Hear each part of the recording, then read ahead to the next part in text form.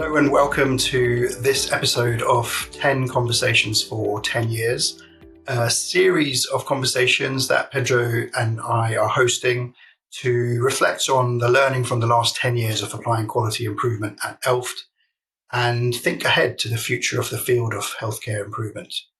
Pedro, welcome. Thank you, Amar, and great to be here once again with this great group of people who have been working together and separately to navigate the journey of continuous improvement across ELFT. Amar, do you want to get us started? Yeah, we're delighted to be focusing today on the topic of the executive role in leading improvement. And we have a wonderful panel with us today that spans the history of quality improvement at ELFT. So delighted to have with us Kevin Cleary, who has been Chief Medical Officer at ELFT for several years, Stephen Corse, who's been the Chief Finance Officer during that period, Mohit Venkataram, who's been the Executive Commercial Director, and Lorraine Sunduza, who's been Chief Nurse and now Interim Chief Executive in the team for many years too. So thank you all very much for joining us today. Delighted you could join us and looking forward to hearing your thoughts. I wonder if we could start off by just thinking a little bit about those early days.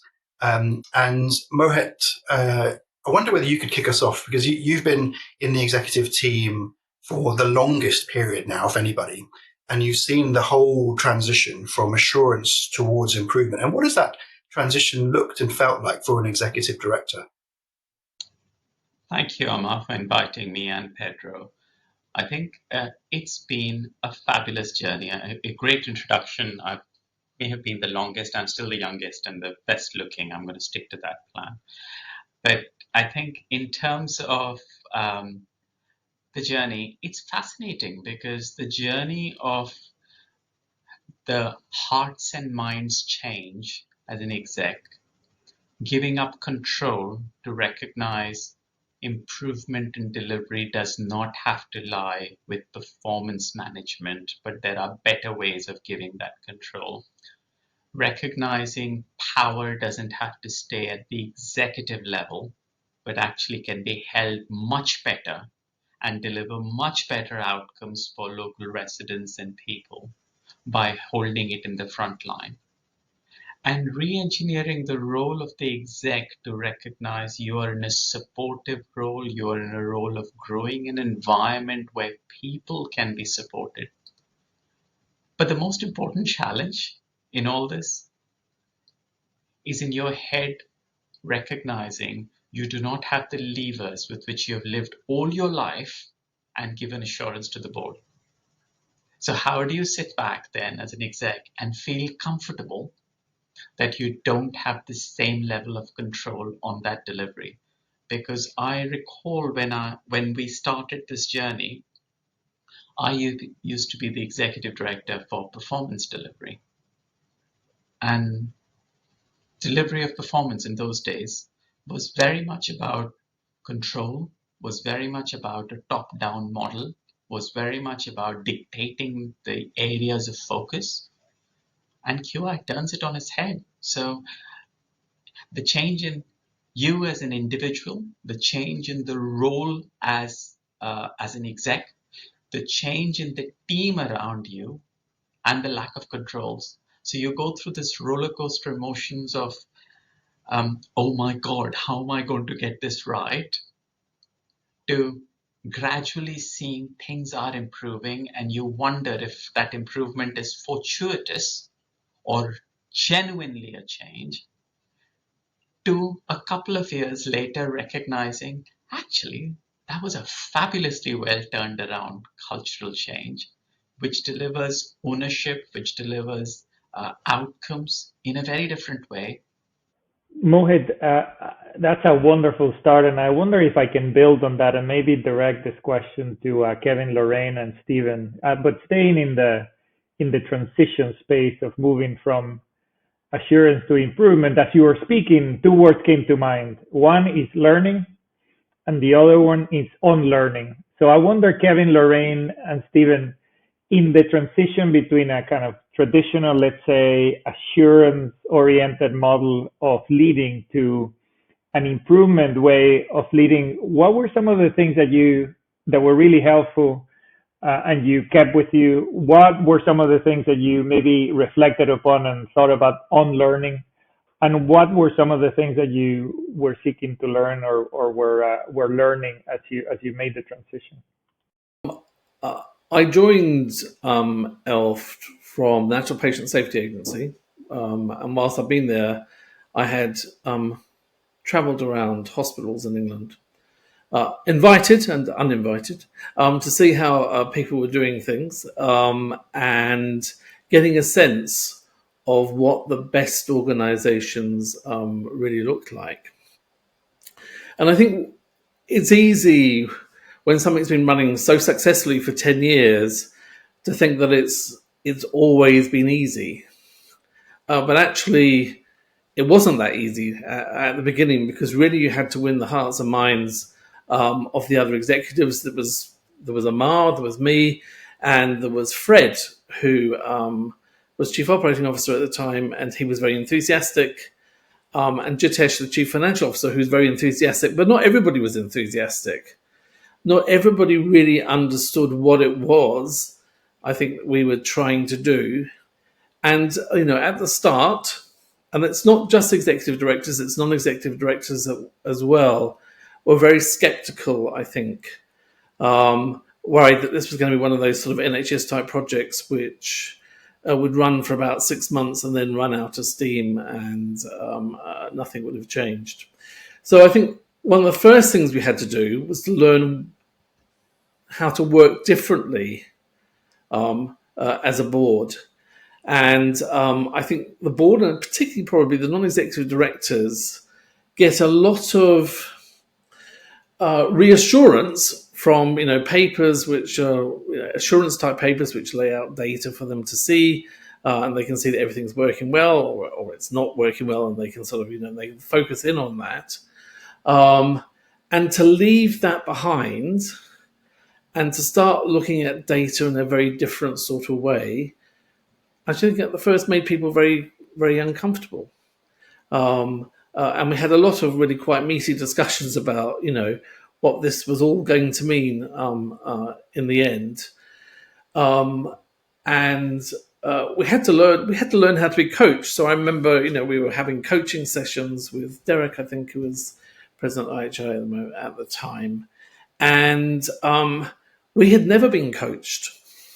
Indeed, we were quite a clinician-heavy board, and clinicians traditionally don't have coaching, and doctors certainly don't have coaching. And so it was a novel experience for all of us, and we had to learn how to use that. We had to learn how to contain our anxiety in a different sort of way, because not everything goes right from the start.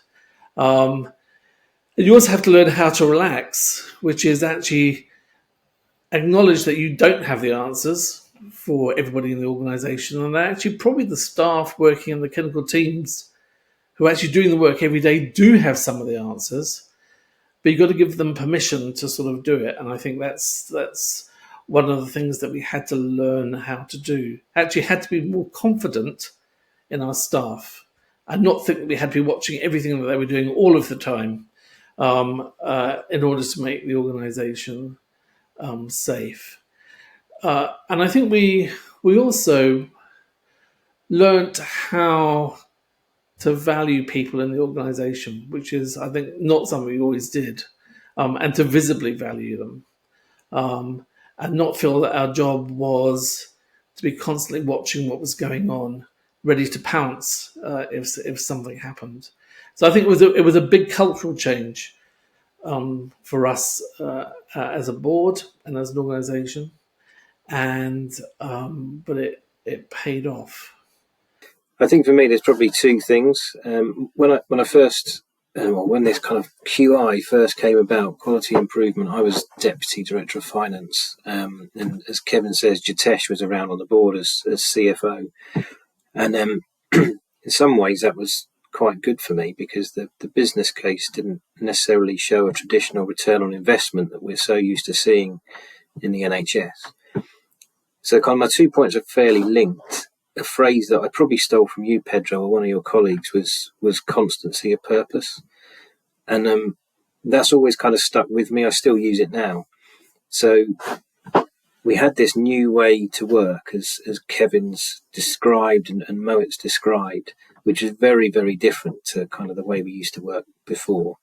And there were people that were sceptical. There were people who didn't get it. There were some very enthusiastic people, but perhaps they didn't even get it other than being very enthusiastic about it. So we had to really hold true to what we thought was the right thing to do in delivering a quality improvement methodology and culture around the organisation. And I think the more we did that, the more people we started to bring with us. And the fact we had a business case that wasn't laid out neatly with a return on investment that we could say, if we invest X, we'll get Y out the other end. But if we stuck to that, we kind of knew that if we delivered things at a better quality and strive for quality improvement, we would start to see not only a payoff in terms of benefits for our populations, but also probably a financial benefit in doing that as well. So I think that for me was that's where we really had to hold our nerve. And a few years later, I was kind of asked to go and present in front of a group of fellow CFOs in London and tell them all how we got our business case through. And they were somewhat aghast that we didn't have a business case that had a nice spreadsheet, which us accountants all loved, that demonstrated what this was going to deliver in terms of future benefit. But they all got it at the end of the session and started to take that kind of approach back into their own organisations, some more successfully than others, it must be said. But I think it really just comes back to that first point. We really had to kind of hold true to this because it could so easily have been, as Kevin describes, a typical NHS project that lasts for a few months was a good idea, and then the next big thing comes in and we forget that and we move on. But I think by sticking with it and using the early enthusiasm we had from those people, not only around the board table, but also as it started to spread and get into the organisation, use those people to help shape it and help us all drive that kind of constancy of purpose of this is how we're going to do things around here, guys. This is the way we're going to work. And it's going to be you. You're going to lead this. It's not going to come from the executive team. It's not going to come from the board. We'll support it and we'll help you. But this is really for you to drive. And that was a big, big change. And I think the unlearning piece is also really important.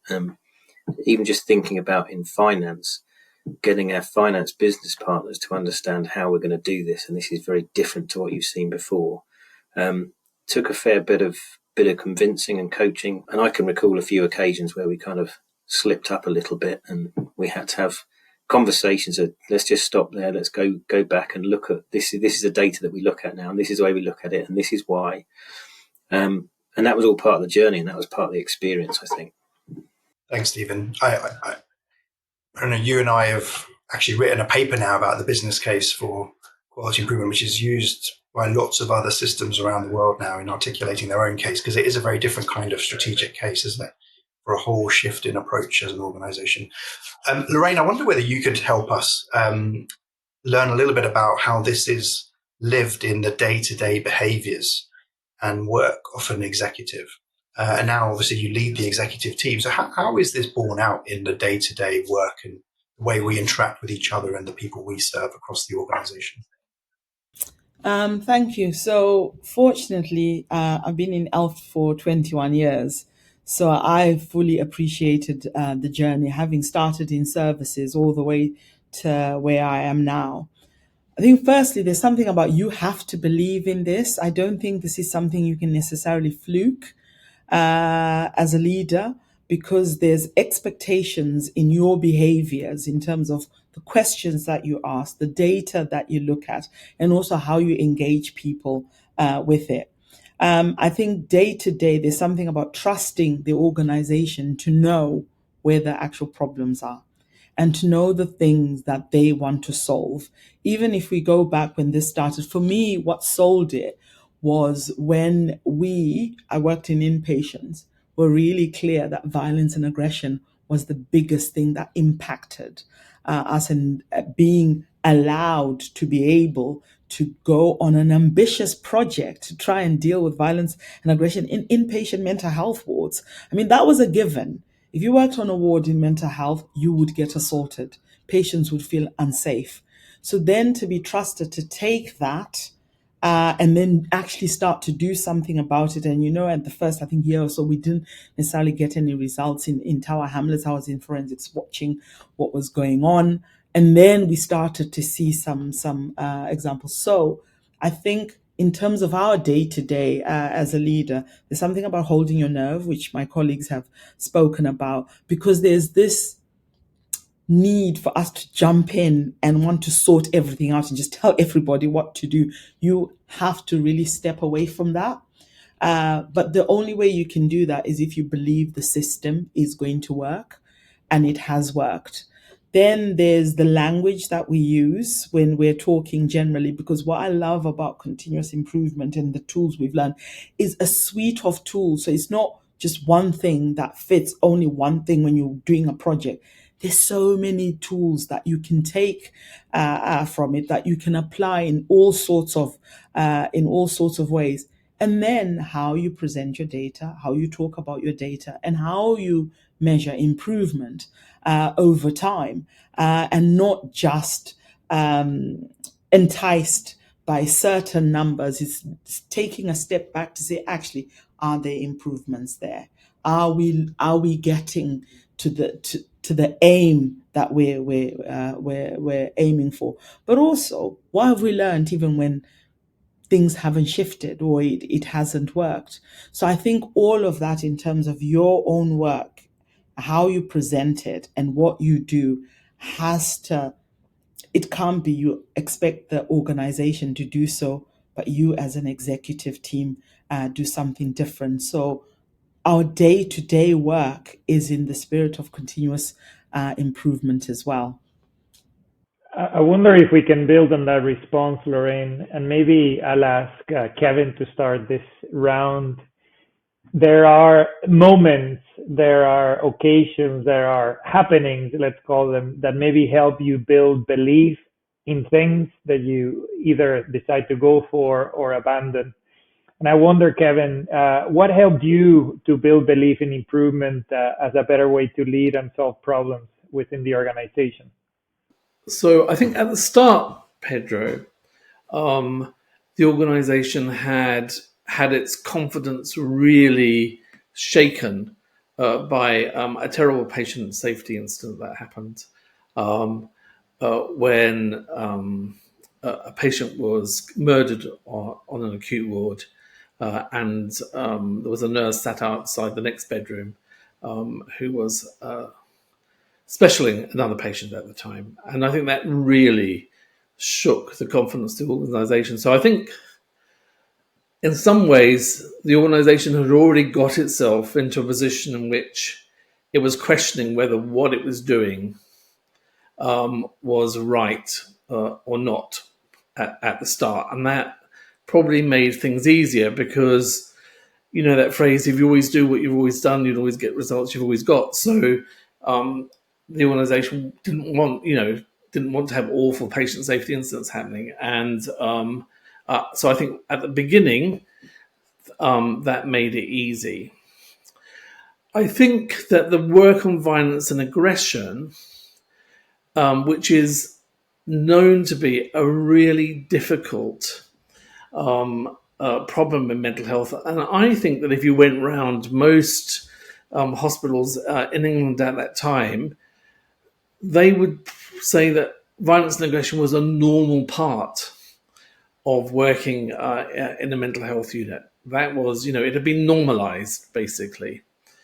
And the fact that the staff in our organization at ward level had come up with a program for decreasing violence and aggression and had used, a methodology, and it made a real difference, that I think, gave the organization some confidence that this actually might work, but also I think the confidence that actually a thorny problem that everyone thought was just a normal part of working in mental health turned out not to be the case. And I think that sort of fundamentally changed the way that people thought about it. And I think gave people confidence, which is what you need at the beginning, that this really was going to deliver something. And I think the organisation has very successfully built on that.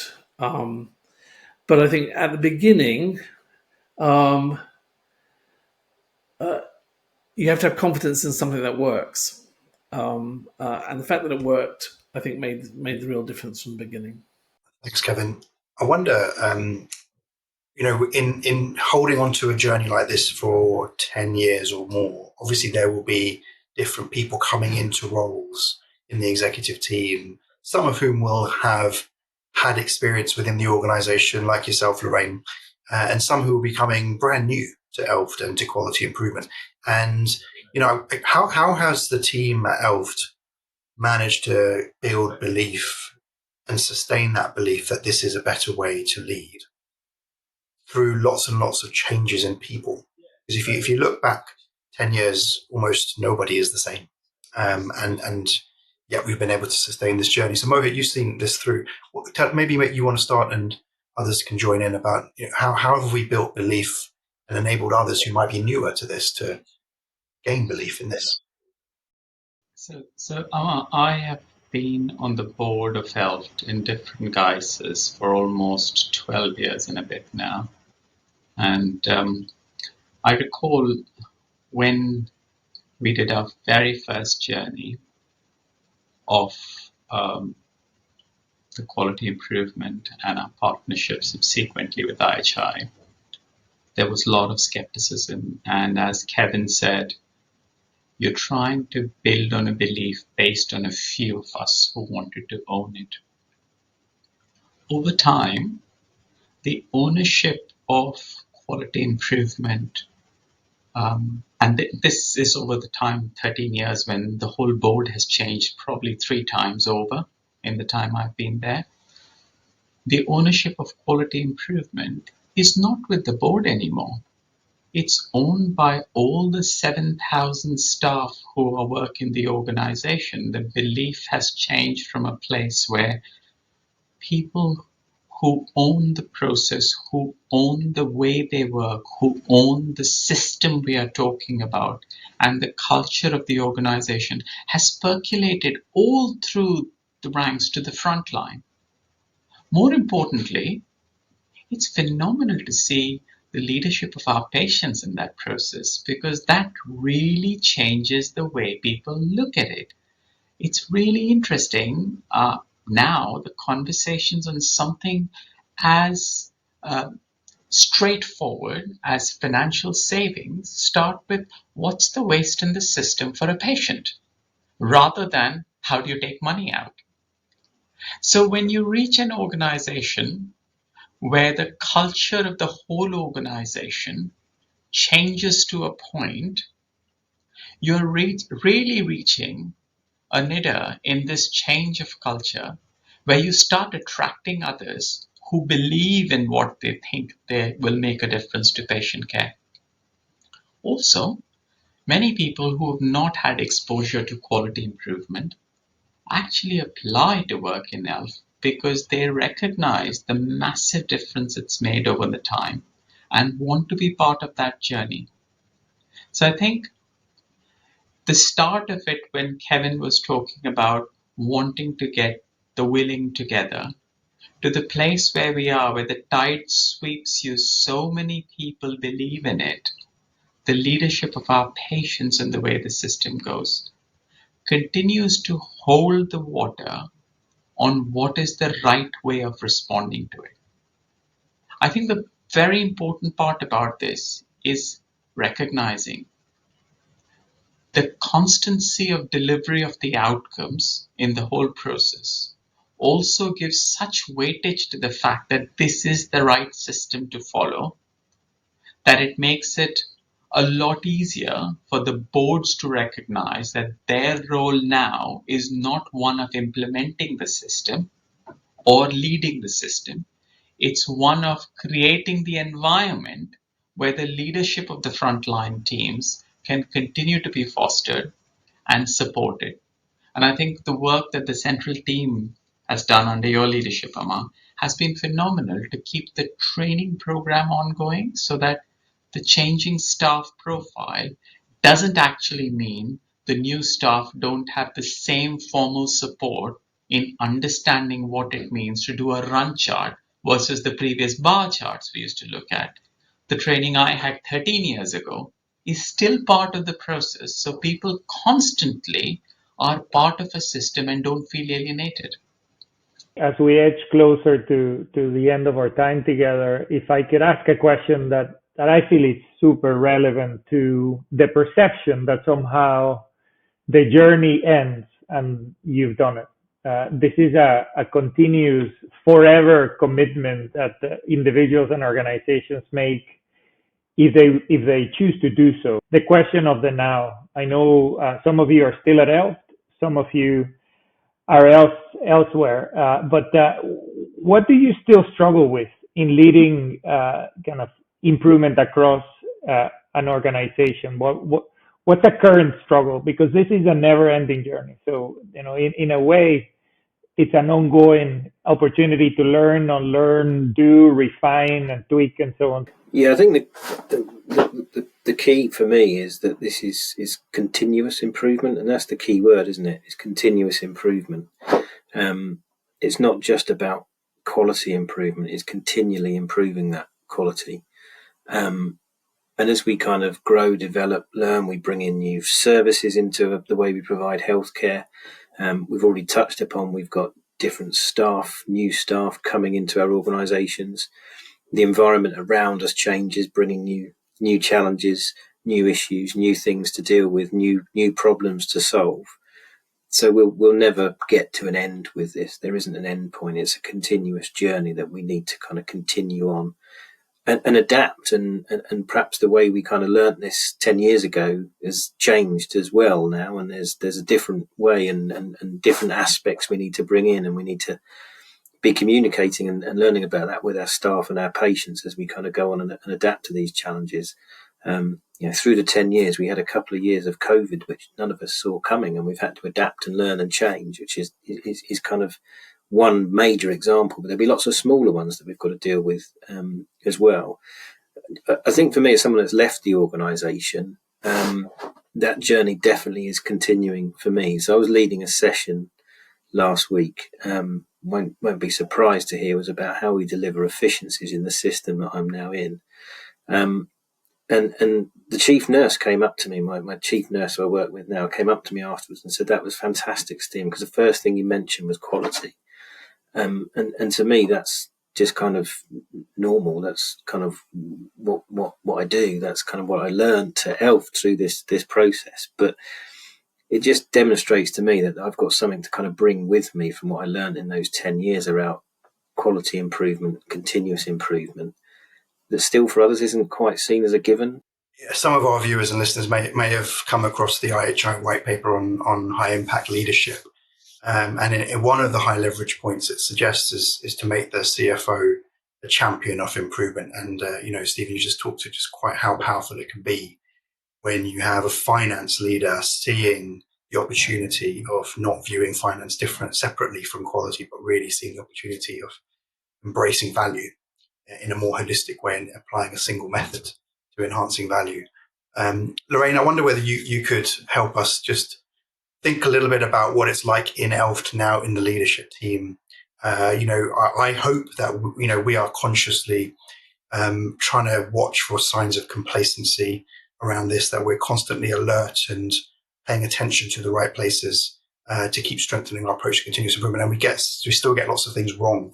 But if you want to share a little bit with our viewers and listeners, Lorraine, about what do we still struggle with in leading this journey as an executive team? So one of the things is about turnover of staff, and we've had new services as well. So you've got a cohort of staff from those who are like me, who've been here forever, and then people who've been here for 3 days or 3 weeks. And there's something about culture. Culture doesn't happen overnight, and people can't just trust what we say because we've said it. So we have to constantly be alert to bringing people along as well who are new to the journey and not taking that for granted. Some of the challenges, it's been really busy and ever more now, we have to work in systems and also different providers and systems. We're at different places as well. So our methodology may work for ELFT, but it's about how also do we engage our partners in the sort of continuous improvement journey as well. We've recently, you and I were leading the piece of work on leadership and culture, because although we're very well regarded in terms of culture at ELFT, we know that we've got pockets of variation, but also with all the changes that we've gone through, it was time for us to look to see what are the behaviors that we expect from everyone, from us as leaders, from our service leads as well. And I was really pleased to see that continuous improvement is one of the things that people look to. That's when we spoke to our patients, our carers, and our staff in terms of one of the things that is really important. So that is also a way to never be complacent and think, actually, we solved it, we're well known for it, we can sit back and relax. It's continuously thinking, what are the derailers? COVID was a massive derailer, and I'm pleased to see that we continued, even in the way we're engaging with our staff, some of the way we're tackling some of the challenges that came with this global pandemic was based on our learning from our continuous improvement journey as well. So you can never be complacent. I think we should always continue to test each other and ourselves, because there'll come a time, yes, Amar, when you, me, and Mohit have to leave. Oh, I dread have to leave, and that should continue as well, even after we've ridden into the sunset as well. So we have to keep asking ourselves those questions, which we do. I love your sense of legacy with humility, Lorraine. That is a beautiful, generous effort, actually, to have something that goes beyond just yourself. Oftentimes we think about jumping over our own shadows, and it's such a good example. And I wonder, Amar, if I can be greedy and ask one last question. I want to ask you for your pearls of wisdom, maybe one short phrase that you would offer someone who's embarking on, if they're in England, the NHS impact journey, if they're outside of England, around the world, where there might be listeners of this conversation, on an effort to embed improvement throughout an organization so that they can deliver even better results. So what would be your words of wisdom based on the last decade of your experience at ELFT? From what I've seen, there are many ways, and many organizations have done this in different ways that I have seen around the world and have done this well. But culture, leadership, caring for your staff are the most important things. And culture trumps everything else. Thank you. Mohit, go for it. Thank you. So I think I was going to echo what Kevin says, but I'm going to add something to it. It's about going with an open mind in recognizing there are no boundaries to what you do with this, and recognizing actually you change as a person. You don't change only as a clinician, you change as a person because you view data separately. You recognize the value of measuring it properly and quantifying the measurement so that you know what you're trying to achieve. But most importantly, it is providing support to staff, because when you change as an individual, the levers you use and the support you change on mentoring staff and coaching them changes completely. I think it's incredibly satisfying as an executive to recognize that you are not creating a change, you're creating a long-term legacy. Beautiful. Stephen. So I think my pearls of wisdom on this would be, if you're thinking about embarking on a journey of quality improvement, then select how you're going to do it. As Lorraine says, it's worked well for us here in ELFT, but there are other ways to do this. Stick with it, share it, and shout about what you're doing, because I think it goes much broader than just the organisation of ELFT. It goes to staff, it goes to patients, service users, carers, and we can take it much wider and broader than that, and we learn so much more from each other. So let people know what you're doing, because you'll get something off them as well as them getting something off you. Lorraine. I suppose for me, there's something about being brave. You have to be brave, and you have to allow your creative juices to flow and allow those of others to do so. And through whatever process you're taking, there's no such thing as a fail, because everything that you do, even when you don't get the results that you want, you learn something that is valuable, that will only support you for next time. Wonderful. Thank you so much, Stephen, Kevin, Mohit, and Lorraine, for joining Pedro and I in this conversation focused on learning about the executive role in leading improvement. Thank you all very much.